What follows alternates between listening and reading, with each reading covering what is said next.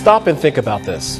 Did you know that women make up only 17% of Congress, 24% of state legislators, and only 12% of our nation's governors?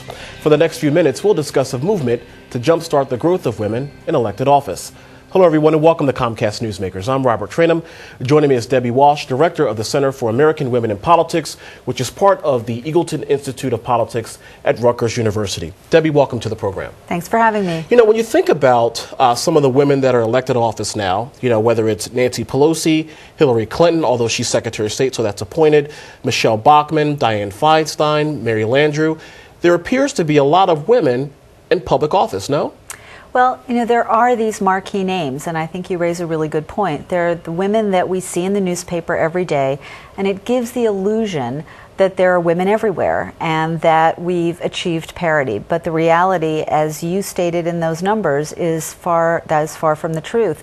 And if you take those numbers and turn them around, you really get a sense of that, where you have 83% of all of Congress being male. You have 76% of every state legislator being a man, and only 6 women who serve as governor in the United States. So we are very far from parity, even though we do see those names in the paper frequently. How do we change this?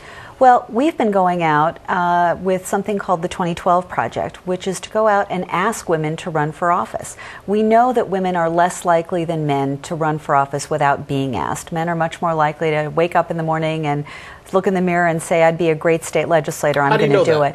We've done research. We've surveyed men and women who serve in state legislatures, and we've asked them if they were encouraged or they thought about running on their own.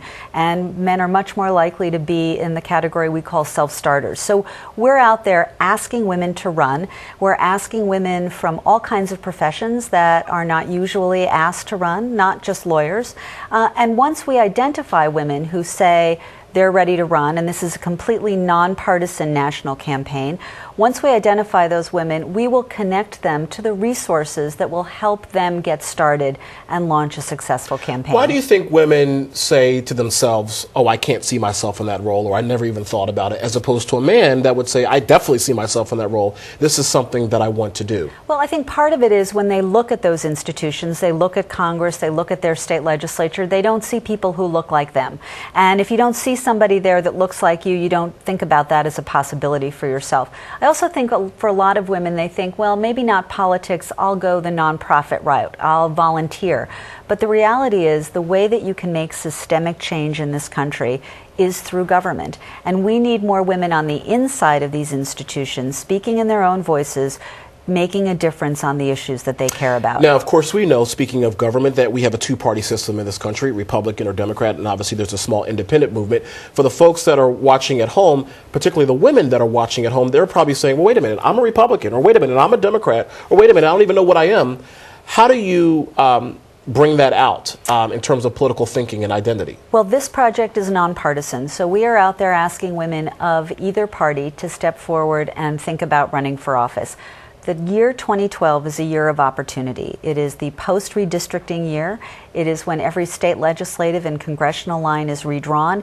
It's not a level playing field, but it's the levelest playing field that we will see in politics. And we want to make sure that women are running from both parties to take advantage of this year of opportunity. And that's what the 2012 Project is about. And for the many women that are watching this program right now, how can they get more involved? How can they get in touch with you?